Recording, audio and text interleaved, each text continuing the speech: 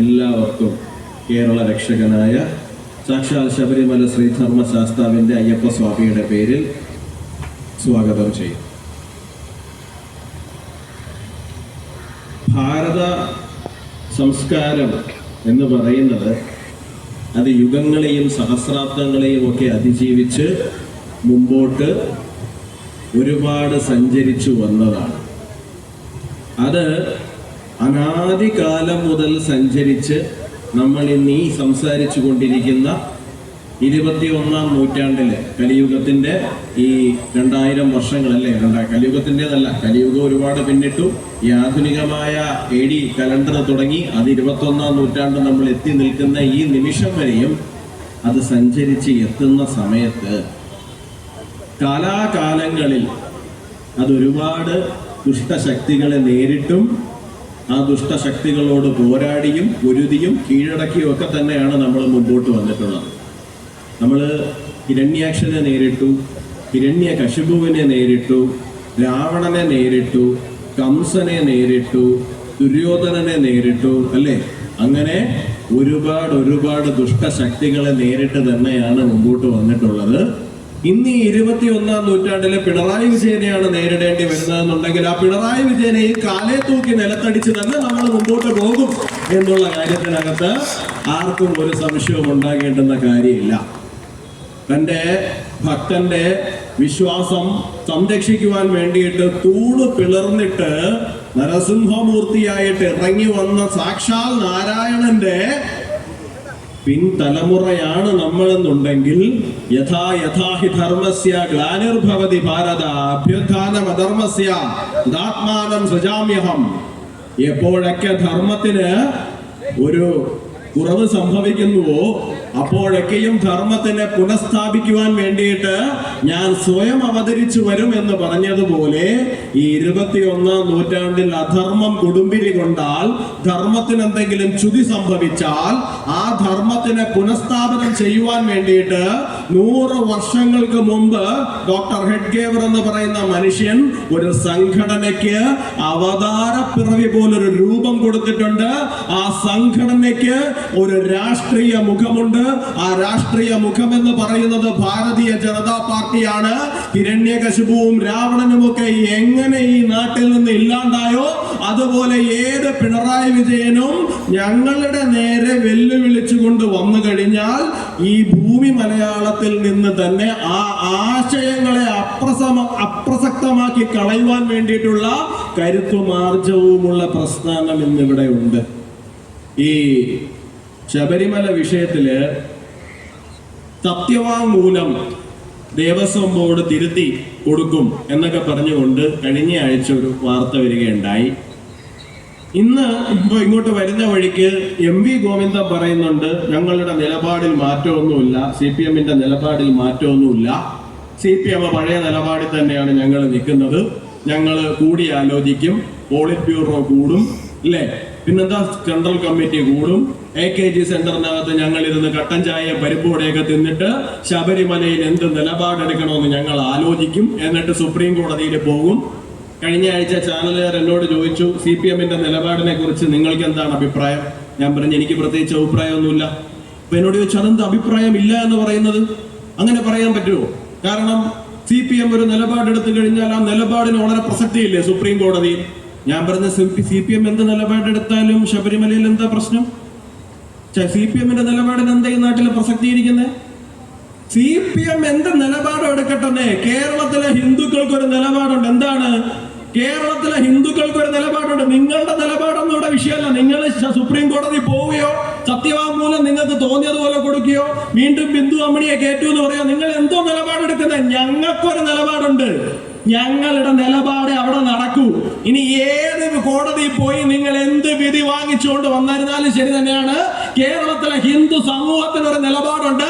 അതുകൊണ്ട് ഈ നാട്ടിലെ കമ്മ്യൂണിസ്റ്റുകാരോട്, സഖാക്കളോട്, പിണറായി വിജയനോട് വെല്ലുവിളിച്ചു തന്നെ പറയുകയാണ്, ആണായിട്ട് പിറന്നവന്മാരുണ്ടെന്നുണ്ടെങ്കിൽ ശബരിമലയെ കൊണ്ടുപോയിട്ട് നിങ്ങൾക്ക് തോന്നുന്ന നിലപാടെടുത്തോ. ഞങ്ങൾ പറയുന്നത് ഈ നാട്ടിൽ നടക്കൂ. BJP പറയും എന്ത് നടക്കണമെന്ന്, അത് മാത്രമേ ഇവിടെ നടക്കൂ. കാരണം സാക്ഷാൽ ശബരിമലയില് കരിമലയ്ക്ക് മുകളില് തടിക്ക് മുകളില് സാക്ഷാൽ ശബരിമല ശ്രീധർമ്മ ശാസ്താവ് ഇരിപ്പുണ്ട്, അവിടെ അയ്യപ്പ സ്വാമി ഇരിപ്പുണ്ട്. ആ അയ്യപ്പ സ്വാമിക്ക് ഒരു തീരുമാനമുണ്ട്. ആ തീരുമാനമേ ഇവിടെ നടക്കൂ. കാരണം ജീവൻ കൊടുക്കാനും ജീവിതം കൊടുക്കുവാനും വേണ്ടി തയ്യാറായിട്ട് ലക്ഷക്കണക്കിന് ചെറുപ്പക്കാര് ഞങ്ങൾ പുറത്തുണ്ട്. നിങ്ങൾക്ക് ഞങ്ങളുടെ നേതാക്കളെ പിടിച്ചിട്ട് 20 ദിവസവും 50 ദിവസവും ഒക്കെ ജയിലിലിടാം. ഞങ്ങളുടെ പ്രവർത്തകരെ പിടിച്ച് ദിവസങ്ങളോളം ജയിലിലിടാം. നിങ്ങൾ എന്തൊക്കെ ചെയ്തിരുന്നാലും ശരി തന്നെയാണ്. ഏറ്റവും ഒടുവിൽ സംഭവിക്കുവാൻ പോകുന്നത് ഞങ്ങൾ പറയും നിലപാട്, BJP പറയും നിലപാട്, കോൺഗ്രസ്സുകാരെ പോലെ നല്ല നിലപാട് പറയാൻ പോകുന്നത്.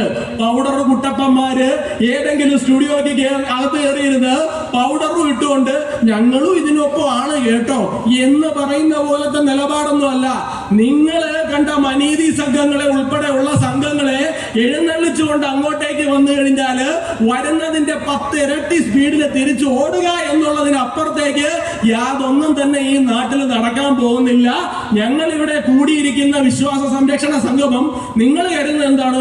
അയ്യോ നമ്മുടെ ശബരിമലയിൽ നിങ്ങൾ മറിച്ചൊരു നിലപാടെടുക്കരുതേ എന്ന് അഭ്യർത്ഥിക്കാനാണ്. അങ്ങനെ അഭ്യർത്ഥിക്കാനല്ല. നിങ്ങളോട് ഒരു കാര്യം വളരെ തുറന്നു തന്നെ പറയാനാണ് ഞങ്ങൾ ആഗ്രഹിക്കുന്നത്. നിങ്ങൾക്ക് എന്ത് നിലപാടെടുക്കണോ നിങ്ങൾ ആ നിലപാടൊക്കെ പോയിട്ട് എടുക്കുക. ഞങ്ങൾ പറയും, ആ പറയുന്നത് മാത്രമേ ഈ നാട്ടിലെടുക്കൂ. MV ഗോവിന്ദനും പിണറായി വിജയനും ബേബി സഖാവിനും ഒക്കെ, ബേബി സഖാവിന്റെ സ്വന്തം നാടുകൂടിയൊക്കെയാണല്ലോ ഇത്, ഇവിടെ നിന്നുകൊണ്ട് തന്നെ പറയാണ് നിങ്ങൾക്ക് തോന്നുന്ന നിലപാടെടുത്തോ. ഇത് വെല്ലുവിളിയാണ് എന്ന് കരുതുന്നുണ്ടെങ്കിൽ വെല്ലുവിളിയായിട്ട് എടുത്തോ. ഇത് ഭീഷണിയാണോ എന്ന് കരുതുന്നെങ്കിൽ ഇത് ഭീഷണിയായിട്ട് എടുത്തോ.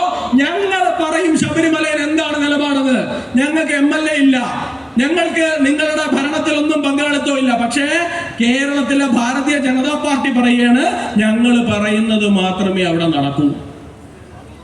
നിങ്ങള് കുറെ കാലമായി കേരളത്തിലെ ഹൈന്ദവ സമൂഹത്തിന് നേരെ വെല്ലുവിളികളുമായിട്ട് വരാൻ തുടങ്ങിയിട്ട്. തൃശ്ശൂർ പൂരം എന്തായിരുന്നു? തൊട്ടു മുമ്പ് വരെയുള്ള പൂരം വരെയുള്ള നിങ്ങളുടെ വെല്ലുവിളി? ആന എഴുന്നള്ളിപ്പ് അനുവദിക്കില്ല, വെടിക്കെട്ട് നടത്താൻ അനുവദിക്കില്ല. വലിയ പ്രശ്നമായിരുന്നു. എന്താ? പുരോഗമനവാദത്തിന്റെ ഭാഗമായിട്ട് ഇതൊന്നും ഈ നാട്ടിൽ നടപ്പിലാക്കാൻ സംഭവിക്കില്ല. ഇത്തവണ എന്ത് സംഭവിച്ചു? വാലും ചുരുട്ടി മിണ്ടാതിരുന്നു. എന്നിട്ട് എന്താ? ഞങ്ങളാണ് ഭംഗിയായിട്ട് പൂരം നടത്താൻ വേണ്ടി വരുന്നത്. നിങ്ങൾ 25 ആനയാണ് എഴുന്നള്ളിക്കുന്നത്, ഞങ്ങൾ 30 ആന എഴുന്നള്ളിക്കുക. ഇത്രയേ ഉള്ളൂ നിങ്ങളുടെ നിലപാട്. കാരണം എന്താ? തൃശ്ശൂരിലെ ജനത താമരയ്ക്ക് വോട്ട് ചെയ്തു, സുരേഷ് ഗോപി എന്ന് പറയുന്ന മനുഷ്യനെ ജയിപ്പിച്ചു. ഇപ്പൊ പറയുന്നത് എന്താ? സുരേഷ് ഗോപി ആയതുകൊണ്ട് ജയിച്ചതാണ്. ഇവര് തന്നെയാണ് കുറച്ചു നാൾക്ക് മുമ്പ് പറഞ്ഞത് എന്താണ്? സാക്ഷാൽ നരേന്ദ്രമോദി കേരളത്തിൽ വന്നു നിന്നാലും കേരളത്തിൽ ആരും ജയിക്കാൻ പോകുന്നില്ല, കേരളത്തിൽ ഒരു MP ഉണ്ടാകുന്നില്ല. നരേന്ദ്രമോദി ഒന്നും വരേണ്ടി വന്നില്ല. ഒരു സുരേഷ് ഗോപി വന്നപ്പോ തന്നെ തൃശ്ശൂരിൽ നിങ്ങളുടെ ചീട്ട് കീറുന്ന സാഹചര്യം ഉണ്ടായി എന്നുണ്ടെങ്കിൽ നിങ്ങൾക്ക് വളരെ നന്നായിട്ട് അറിയാം. ഹിന്ദുക്കളുടെ മെക്കിട്ട് കയറി ചൊറിയാൻ തുടങ്ങിക്കഴിഞ്ഞു കഴിഞ്ഞാൽ ഇതുപോലത്തെ പണികൾ നിങ്ങൾക്ക് കിട്ടിത്തുടങ്ങുവാണ്. പണ്ട് ഒരു 5-6 വർഷങ്ങൾക്ക് മുമ്പ് ആറ്റുകാലില് വലിയ പ്രശ്നമാണ്. എന്താ ആറ്റുകാലില്?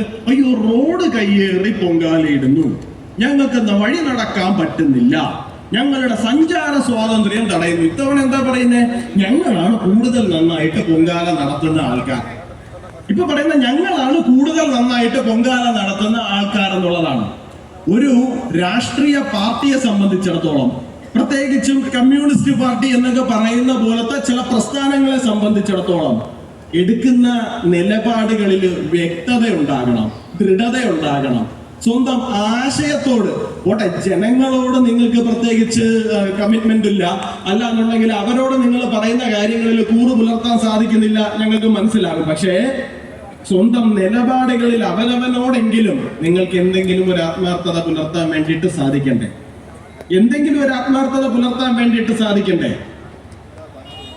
1000 തെരഞ്ഞെടുപ്പുകളിൽ തോറ്റാലും ഞങ്ങളുടെ നിലപാട് ഇതാണ്. ഞങ്ങൾക്ക് രാഷ്ട്രീയ വിജയമല്ല പ്രധാനം. ഞങ്ങൾ എത്ര തെരഞ്ഞെടുപ്പുകൾ തോക്കുന്നു എന്ന് നോക്കിയിട്ടല്ല ഞങ്ങൾ നിലപാടുകൾ എടുക്കുന്നത്. ഞങ്ങൾ കമ്മ്യൂണിസ്റ്റ് പ്രസ്ഥാനങ്ങളാണ്. ഒരൊറ്റ തെരഞ്ഞെടുപ്പ് തോറ്റതേ ഉള്ളൂ. അറ്റപ്പെടൽ എല്ലാം കൂടെ വീണ്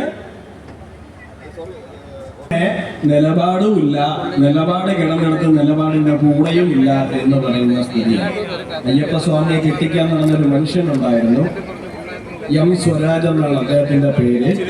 സഖാവ് സ്വരാജ് ഞാൻ വലിയ ബൗദ്ധിക പണ്ഡിതനാണ് എന്നൊക്കെ കാണിക്കാൻ വേണ്ടി ശബരിമല സമര സമയം മുതൽ വല്ലാത്ത രീതിയിൽ ശബരിമലയെയും അയ്യപ്പസ്വാമിയെയും നമ്മുടെ വിശ്വാസങ്ങളെയും എല്ലാം വല്ലാത്ത രീതിയിൽ വക്രീകരിച്ചുകൊണ്ട് ചില പ്രസംഗങ്ങളും പ്രസ്താവനകളും ലോകത്തുണ്ട് എന്നുണ്ടെങ്കിൽ അത് കമ്മ്യൂണിസ്റ്റ് പാർട്ടിയാണ്.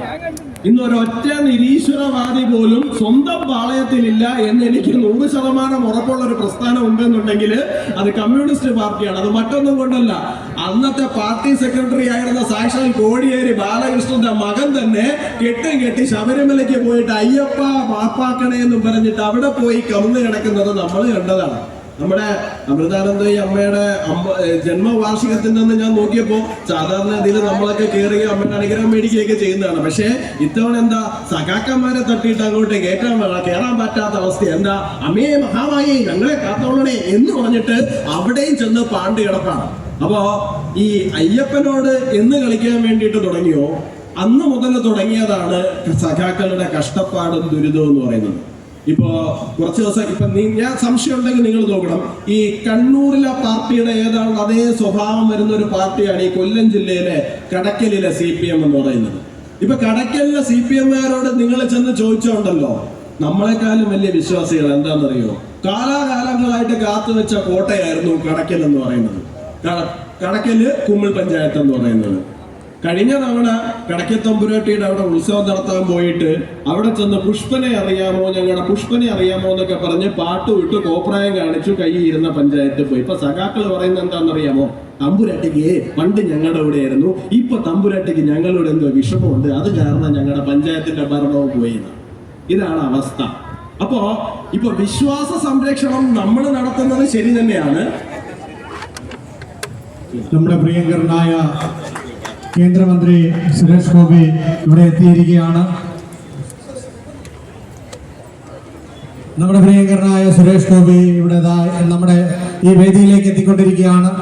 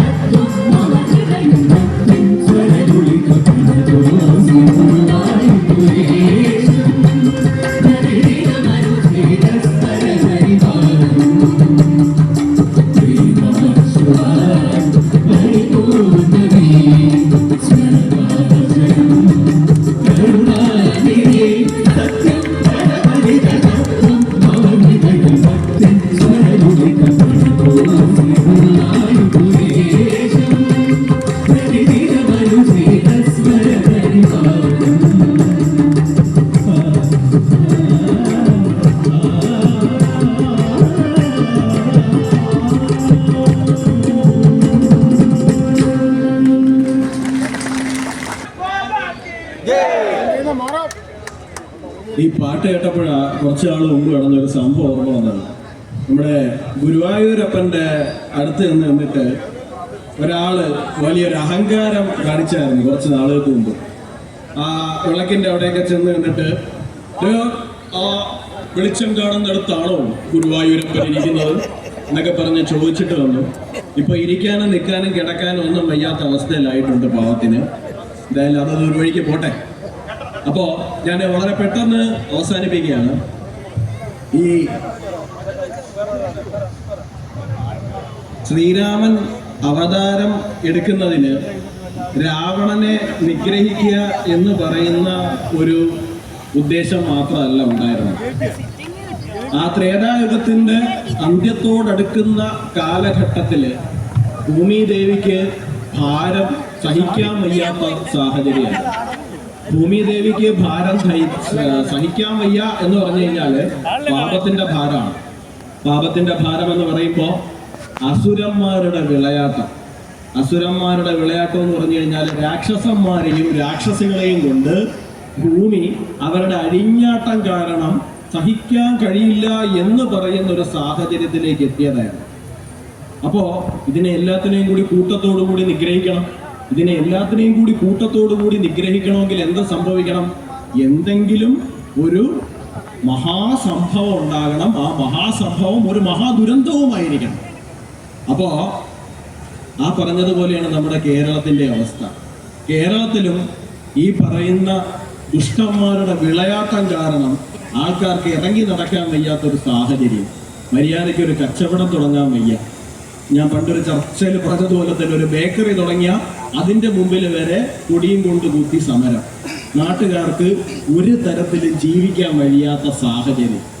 അപ്പോ ഈ ദുഷ്ടന്മാരെ എല്ലാത്തിനെയും കൂടി ഒരുമിച്ച് അങ്ങ് തീർക്കണമെന്നുണ്ടെങ്കിൽ എന്ത് സംഭവിക്കണം? എന്തെങ്കിലും ഒരു മഹാസംഭവം ഉണ്ടാകണം. താടകം മുതല് കുംഭകർണം മുതല് ഇന്ദ്രജിത്ത് മുതല് അങ്ങ് രാവണം വരെയുള്ള മുഴുവൻ അസുരന്മാരെയും നിഗ്രഹിച്ചിട്ടാണ് ആര് പോകുന്നത്? ശ്രീരാമൻ പോകുന്നത്. അതിന് കാരണമായ സംഭവം എന്തായിരുന്നു? സീതാപഹരണമായിരുന്നു. ആ പറഞ്ഞതുപോലെയാണ് എന്താണ് ശബരിമലയ്ക്കകത്ത് കയറിയിട്ട് ചൊറിയാൻ വേണ്ടിയിട്ട് ആർക്ക് തോന്നിയത്? നമ്മുടെ പിണറായി വിജയനും പിണറായി വിജയന്റെ സർക്കാരിനും തോന്നിയത്.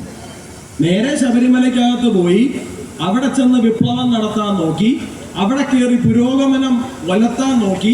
അങ്ങനെ ആ ശബരിമലയ്ക്കകത്ത് എന്തൊക്കെ കോപ്രായങ്ങൾ കാണിച്ചു കൂട്ടാൻ പറ്റുമോ അമ്മാതിരി കോപ്രായങ്ങളെല്ലാം കൂടി ഒരു കുറെ ഇടതുപക്ഷ ആക്ടിവിസ്റ്റുകൾ എന്ന് പറയുന്ന ആൾക്കാർ, രഹന ഫാത്തിമ, ബിന്ദു അമ്മിണി, ഇല്ലേ, നമ്മൾ പേര് കേട്ടിട്ടൊക്കെ നമുക്ക് ചില കാര്യങ്ങളൊക്കെ നമുക്ക് ആ സമയത്ത് നമ്മൾ കണ്ട് ചിരിച്ചു പോയെങ്കിലും നമ്മളൊന്ന് ആലോചിച്ച് നോക്കണം. ഒരു പെണ്ണും പിള്ള കഴക്കൂട്ടത്തുനിന്ന് വണ്ടിയും വിളിച്ച് ശബരിമലയിൽ ചെന്ന് നിന്നിട്ട് എന്താണ് അവരവിടെ നിന്നിട്ട് ചെരുപ്പൊക്കെ ഇട്ടിട്ട് കയറാൻ പോവാ ശബരിമലയിലേക്ക്. അപ്പൊ അവിടെ നിന്ന് അവര് ചോദിച്ചു, നിങ്ങൾ ചെരുപ്പൊക്കെ ഇട്ടിട്ടാണോ ശബരിമലയിൽ കയറുന്നത്? അയ്യോ, ചെരുപ്പിടാതെ കയറി കഴിഞ്ഞാൽ എനിക്ക് കാല് വഴുക്കും. എത്ര അവര് ചോദിക്കണം, നിങ്ങൾ ഇതിനു മുമ്പ് ശബരിമല വന്നിട്ടുണ്ട്? ഇല്ല, വന്നിട്ടില്ല. പിന്നെ എന്തിനാ ഇപ്പം വന്നത്? ഇപ്പൊ ഈ വാർത്തയിലൊക്കെ കാണിക്കുമല്ലോ, അതുകൊണ്ട് വന്ന. നിങ്ങളൊന്ന് ആലോചിച്ച് നോക്കണം, നമ്മുടെ ഒരു ക്ഷേത്രത്തിനെ എത്ര അപഹാസ്യമായിട്ടാണ് ആ സമയത്ത് തെരുവുകളിലേക്കും നമ്മുടെ ചാനലുകളിലേക്കും വലിച്ചിഴയ്ക്കുവാൻ വേണ്ടിയിട്ടുള്ള സാഹചര്യം പിണറായി വിജയൻ സർക്കാർ ഉണ്ടാക്കിയത് എന്നുള്ള കാര്യം. പിണറായി വിജയനോട് സുപ്രീം കോടതി പറഞ്ഞില്ല, നിങ്ങൾ ഇത്രാമത്തെ ദിവസത്തിനകത്ത് വനിതകൾ അല്ലെങ്കിൽ യുവതികളെ അകത്തേക്ക് കയറ്റണം, ആചാരം ലംഘിപ്പിക്കണം എന്ന് സുപ്രീം കോടതി പിണറായി വിജയനോട് പറഞ്ഞില്ല. സുപ്രീം കോടതി പിണറായി വിജയനോട് പറഞ്ഞില്ല, നിങ്ങൾ ഏതെങ്കിലുമൊക്കെ 2-3 പേരെ കണ്ടുപിടിച്ചു കൊണ്ടുവന്ന് അവരെ നിർബന്ധിച്ച് മലയിലേക്ക് കയറ്റണം എന്നുള്ള കാര്യവും പിണറായി വിജയനോട് സുപ്രീം കോടതി പറഞ്ഞില്ല. സുപ്രീം കോടതിയിൽ ഒരു വിധി വന്നു. ആ വിധി നടപ്പിലാക്കുവാൻ വേണ്ടിയിട്ടുള്ള അവധാനത കാണിക്കണോ വേണ്ടയോ എന്നുള്ളത് ആരുടെ ഔചിത്യമായിരുന്നു? പിണറായി വിജയൻ സർക്കാരിന്റെ അല്ലെങ്കിൽ കേരളം ഭരിച്ചുകൊണ്ടിരിക്കുന്ന സർക്കാരിന്റെ ഔചിത്യമായിരുന്നു. ആ വിധിക്കെതിരായിട്ട് ഒരു റിവിഷൻ പെറ്റീഷൻ പോകാൻ വേണ്ടിയിട്ടുള്ള സാവകാശം തൽസ്ഥിതി തൽക്കാലത്തേക്ക് തുടരണം. ഇതൊന്ന് സുപ്രീം കോടതിയിലേക്ക് എത്തിക്കോട്ടെ. അതുവരെയുള്ള ഒരു സാവകാശം കാണിക്കണം, അതുവരെയുള്ള ഒരു സമാധാനം തരണം എന്ന് പറഞ്ഞപ്പോൾ സൂചി കുത്താനുള്ള ഇടം പോലും തരില്ല എന്ന് പറയുന്ന തരത്തില് ദുര്യോധനന്റെ പ്രേതം കൂടിയ അവസ്ഥയിലായിരുന്നു ആര്? പിണറായി വിജയൻ. ആ പിണറായി വിജയന്റെ സർക്കാർ ഇപ്പൊ പറയുകയാണ്, എന്താണ് ഞാൻ നേരത്തെ പറഞ്ഞതുപോലെ നമ്മള് ശബരിമലയില് പുനർവിചിന്തനം നടത്തും എന്ന്. ഞാൻ ആദ്യം പറഞ്ഞത് തന്നെ വീണ്ടും നിങ്ങളോട് ചോദിക്കുന്നു, സുരേഷ് ഏട്ടന്റെ മുമ്പിൽ വെച്ച് ചോദിക്കുകയാണ്. സുരേഷ് ഏട്ടൻ ഇപ്പൊ അവര് പറയുന്നത് എന്താണ്? ശബരിമലയിൽ നിലപാട് തിരുത്തും എന്ന് പറയുന്നു, ചിലപ്പോ പറയും തിരുത്തില്ല എന്ന് പറയുന്നു. ഞാൻ ചോദിക്കുന്നത്, ഇവര് നിലപാട് തിരുത്തിയാലും തിരുത്തിയില്ലെങ്കിലും നമുക്ക് എന്താണ് എന്നാണ്. നമുക്കൊരു നിലപാടുണ്ട്, ഭക്തർക്കൊരു നിലപാടുണ്ട്. പിണറായി വിജയൻ എന്ത് നിലപാടെടുത്താലും അത് അയാളുടെ AKG സെന്ററിന്റെ അപ്പുറത്തേക്ക് നടപ്പിലാക്കാൻ വേണ്ടിയിട്ട് സാധിക്കില്ല. നമ്മളൊരു തീരുമാനം എടുത്തിട്ടുണ്ട്, ആ തീരുമാനം മാത്രമേ ശബരിമലയിൽ നടക്കുകയുള്ളൂ. നിങ്ങൾ സുപ്രീം കോടതിയിൽ പോവുക, സുപ്രീം കോടതിയിൽ പോയിട്ട് നിങ്ങൾക്ക് തോന്നുന്ന പോലെ നിലപാടെടുക്കുക, നിങ്ങൾ തോന്നുന്ന പോലെ വാദിക്കുക, നിങ്ങൾക്ക് ഇഷ്ടമുള്ള വിധിയും വാങ്ങിച്ചിട്ട് ഇങ്ങോട്ട് കൊണ്ടുവരിക. പക്ഷേ ഞങ്ങളൊരു തീരുമാനം എടുത്തിട്ടുണ്ട്, ആ തീരുമാനമേ ശബരിമലയിൽ നടക്കൂ. കാരണം ശബരിമല വാഴുന്നത് സാക്ഷാൽ ശബരിമല ശ്രീധർമ്മ ശാസ്താവാണ്. 18ാം പടിക്ക് മുകളില് ശബരിമല അയ്യപ്പൻ ഒരു തീരുമാനമുണ്ട്. ആ തീരുമാനം മാത്രമേ ഈ കേരളത്തിൽ നടപ്പിലാവുകയുള്ളൂ. ആ കാര്യത്തിനകത്ത് ഒരു സംശയം ഉണ്ടാകേണ്ടുന്ന കാര്യമില്ല. അപ്പോ വിശ്വാസം സംരക്ഷണം എന്ന് പറയുന്നത് ഞങ്ങളുടെ വ്രതമാണ്. ആ വ്രതം ഞങ്ങൾ തീർച്ചയായിട്ടും അനുഷ്ഠിക്കുക തന്നെ ചെയ്യും. ഒരു പിണറായി മഹിഷിയും ഇനി ഒരു പുനർജന്മം എടുത്ത് ഇവിടെ വന്നിട്ട് കേരളത്തിന്റെ ആ വ്രതത്തിനെ തെറ്റിക്കാമെന്ന് വിചാരിച്ചാൽ ആ വ്രതം മുടങ്ങാൻ വേണ്ടിയിട്ട് പോകുന്നില്ല. കാരണം എന്താണ്? കാരണം ശബരിമല അയ്യപ്പന് മറ്റൊരു പേര് കൂടിയുണ്ട്. ആ പേര് എന്ന് പറയുന്നത് കേരള രക്ഷകൻ എന്നാണ് പേര്. കേരളത്തെ രക്ഷിക്കണം എന്നുണ്ടെങ്കിൽ അദ്ദേഹത്തിന് ഒരു അവതാരം കൂടി എടുക്കേണ്ടി വരുന്നുണ്ട്. ആ അവതാരം എന്ന് പറയുന്നത് ഒരു സംഘടനാ രൂപത്തിൽ അദ്ദേഹത്തിന്റെ സൈന്യമായിട്ടാണ് ഉണ്ടാകേണ്ടുന്നത്. ആ സൈന്യം ഉണ്ടായി വരണമെന്നുണ്ടെങ്കിൽ അതിനൊരു കാരണം വേണം. ഞാൻ നേരത്തെ പറഞ്ഞതുപോലെ സീതാപഹരണം പോലെ ഒരു കാരണം മാത്രമായിട്ട് മാറുകയാണ് എന്ത്? ശബരിമലയിലെ ഈ പറയുന്ന സോക്കോൾഡ് സത്യവാങ്മൂലം എന്ന് പറയുന്നത്. നമ്മളൊരു സൈന്യമല്ലേ? ആണോ അല്ലേ? നമ്മളൊരു സൈന്യമാണോ അല്ലയോ? ആണ്. ആരുടെ സൈന്യം? അയ്യപ്പന്റെ സൈന്യം അല്ലേ? സാക്ഷാൽ പന്തള രാജകുമാരന്റെ പടയാണ് നമ്മള്. ആ പട ഇവിടെ ജീവനോടെ നിൽക്കുന്ന സമയത്ത് ഏതെങ്കിലും പിണറായി വിജയൻ വന്ന് പറഞ്ഞാൽ തകർന്നു പോകുന്നതാണോ നമ്മുടെ വിശ്വാസം എന്ന് പറയുന്നത്? അല്ല. ഒരു പിണറായി വിജയനെയും നമ്മുടെ ക്ഷേത്രങ്ങൾക്കകത്തേക്ക് കയറുവാനോ ഞങ്ങളുടെ വിശ്വാസങ്ങൾ തകർക്കുവാനോ ഞങ്ങൾ ഇവിടെ ജീവനോടെ ഉള്ളപ്പോ സമ്മതിക്കില്ല. അത് മറ്റൊന്നും കൊണ്ടല്ല, ഞങ്ങളാണ് ആ സൈന്യം, അയ്യന്റെ സൈന്യം, അയ്യപ്പന്റെ സൈന്യം. ഞങ്ങളുടെ പടനായകനാണ് ഇവിടെ കറുപ്പെടുത്ത് നമ്മുടെ മുന്നിലിരിക്കുന്നത്. അദ്ദേഹം മുന്നിൽ നിന്ന് നയിച്ചുകൊണ്ട് നമ്മൾ മുമ്പോട്ട് പോകാൻ പോവുകയാണ്. ഇവിടെ ഒരു മഹിഷിയും ഒരു പിണറായിയും ഒരു CPM-ഉം ഒരു ഗോവിന്ദനും വരില്ല. ഇപ്പൊ വലിയ പ്രശ്നമായിട്ട് ഇറങ്ങിയിരിക്കുക എന്താ? നാട്ടിലൊക്കെ ഭജന പാടുന്നുണ്ട്, നാട്ടിലൊക്കെ ഭജന പാടുന്നുണ്ട്. ഈ ഭജനയൊക്കെ വലിയ പ്രശ്നമാണ് കേട്ടോ. പിന്നെന്താ നല്ലത്? ആരെയും കഞ്ചാവ് അടിച്ചിട്ട് എവിടെയെങ്കിലും ചെന്ന് തുള്ളിയ അവിടെ കല്യാണം നടത്താൻ പോകലാണ് ഇപ്പോഴത്തെ പണി. പണ്ടത് പോളിറ്റ് ബ്യൂറോ ആയിരുന്നു, ഇപ്പൊ അത് മാരേജ് ബ്യൂറോ ആയിട്ട് മാറിയിട്ടുണ്ട്. പണ്ട് പോളിറ്റ് ബ്യൂറോ ആയിരുന്നു, ഇപ്പൊ marriage bureau. Broker Govindan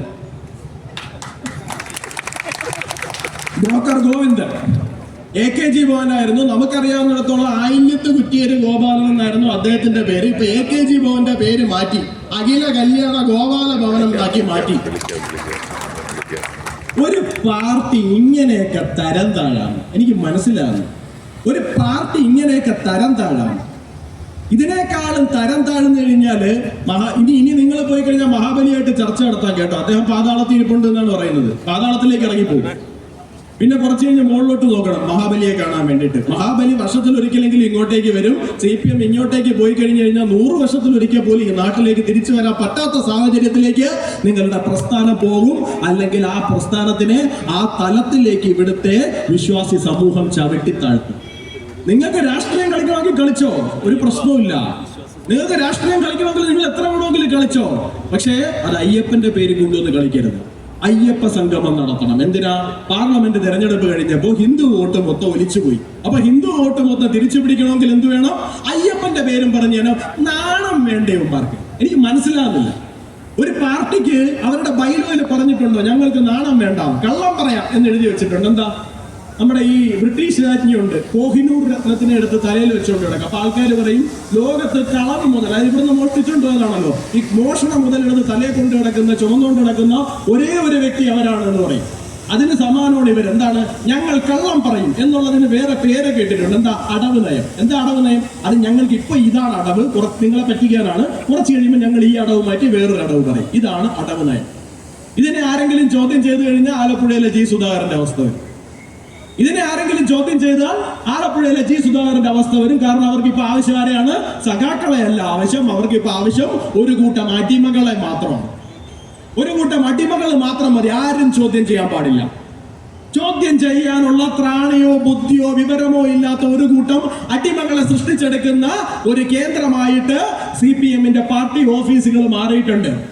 polit bureau മാറി മാരേജ് ബ്യൂറോ ആയതുപോലെ തന്നെ പണ്ട് സഖാക്കളെയാണ് നിർമ്മിച്ചിറക്കിയിരിക്കുന്നതെന്നുണ്ടെങ്കിൽ ഇപ്പൊ പിണറായിസം, പണ്ട് കമ്മ്യൂണിസം പറഞ്ഞിരുന്ന സഖാക്കളായിരുന്നു ഉണ്ടായിരുന്നതെന്നുണ്ടെങ്കിൽ ഇപ്പൊ പിണറായിസം പറയുന്ന ഒരു കൂട്ടം വിഡ്ഢികളെ മാത്രം പടച്ച് പുറത്തേക്ക് വിടുന്ന കേന്ദ്രങ്ങളായിട്ട് അവരുടെ സ്റ്റഡി ക്ലാസ്സുകളും സ്റ്റഡി സെന്ററുകളും ഒക്കെ മാറിക്കഴിഞ്ഞ ഒരു സാഹചര്യത്തിലൂടെയാണ് കാലം മുമ്പോട്ട് പോയിക്കൊണ്ടിരിക്കുന്നത്. അപ്പൊ അതുകൊണ്ട് ഞങ്ങൾക്ക് നിങ്ങളോട് പറയാനുള്ളത് ഇത്രയേ ഉള്ളൂ. കേരളം എന്ന് പറയുന്നത് ഭാരതത്തിന്റെ അവിഭാജ്യമായിട്ടുള്ള ഘടകമാണ്. ഞാൻ കഴിഞ്ഞ ദിവസവും നമ്മുടെ ഹിന്ദു ഏകതാ സമ്മേളനത്തിൽ പറഞ്ഞൊരു കാര്യമുണ്ട്. അതായത് പലരും പറയും എന്താണ്, ഭാരതത്തിന്റെ 4 ചുറ്റും എന്തുണ്ട്? ശങ്കരാചാര്യർ സ്ഥാപിച്ച 4 മഠങ്ങളുണ്ട്. ശങ്കരാചാര്യർ സ്ഥാപിച്ച മഠങ്ങളിൽ പോകണമെങ്കിൽ എവിടെ പോകണം? ഭാരതത്തിന്റെ 4 അറ്റത്തേക്ക് പോകണം. അങ്ങനെയല്ല കേട്ടോ, അതിനെ തിരിച്ച് ചിന്തിക്കണം. എന്താ? 8-ാം നൂറ്റാണ്ടിൽ ശങ്കരാചാര്യർക്ക് മനസ്സിലായി വലിയൊരു അപകടം വരാൻ പോകുന്നുണ്ട്, ഭാരതത്തിന് ഒരു രക്ഷ എഴുതി കെട്ടണം. അങ്ങനെ അദ്ദേഹം ഭാരതത്തിന്റെ 4 കോണിലും 4 മഠങ്ങൾ സ്ഥാപിച്ചു. ആ 4 മഠങ്ങൾക്കകത്ത് ഭാരതം സുരക്ഷിതമായിട്ട് നിന്നു. ആ ശങ്കരാചാര്യര് ജനിച്ചത് ഈ മലയാള മണ്ണിലാണ് എന്നുണ്ടെങ്കിൽ, ഈ കേരളത്തിന്റെ മണ്ണിലാണ് എന്നുണ്ടെങ്കിൽ, ഭാരതത്തെ വീണ്ടെടുത്ത ആ ശങ്കരാചാര്യന്റെ പിൻതലമുറയിൽപ്പെട്ട ഞങ്ങൾ പറയുന്നു, നിങ്ങളുടെ കമ്മ്യൂണിസം ഇവിടെ ചെലവാകാൻ വേണ്ടിയിട്ട് പോകുന്നില്ല. ഞങ്ങൾ തീരുമാനിക്കുന്നതേ നിങ്ങൾ നടത്തൂ. വേണമെന്നുണ്ടെങ്കിൽ നിങ്ങൾ വരും ദിവസങ്ങളിൽ AKG സെന്ററിന്റെ അകത്ത് വരെ ഭജന നിങ്ങളെ കൊണ്ട് നടത്തിപ്പിക്കാൻ വേണ്ടിയിട്ട് ഞങ്ങൾക്കറിയാം.